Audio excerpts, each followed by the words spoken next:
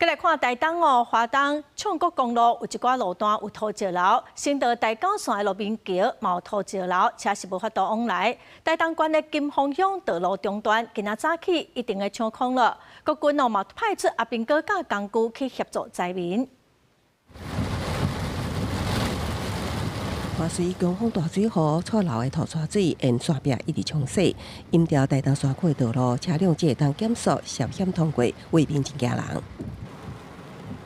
花甲山风台造成台东各地真侪灾害，大雨落袂停。华东唱国公路龙过暝一带有真侪山壁出现土石流，车辆小上车真困难。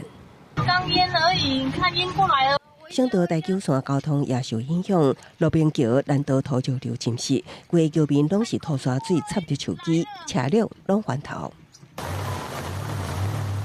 真无简单，等到雨卡停，大型连接车勉强通过桥面，也阁有骑机车的人缀伫轿车后壁，真细易通过。另外，台东市往避南乡立吉村的引道水淹到脚头区，有轿车经过时突然熄火，水淹至车内，民众惊甲赶紧脱困化救，想要到来协助的救护车也熄火故障卡伫水内，消防人员只好落车来刹车。你说淹到你的车里面去了？对。台东县金峰乡是面临对外道路中断，二是透早怪手甲时间早小日顺利疏通。那金峰乡呢，不只是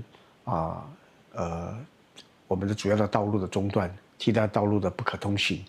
那其他的这个农路呢，都有很多的浅势的溪流，尽量不出门就不出门，除非真的有事的话，就必须要出来的话，这条路不通的话，我们就要绕路了。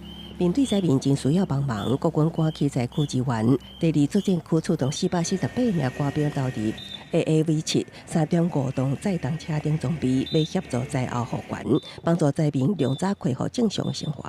公司新闻采访报道。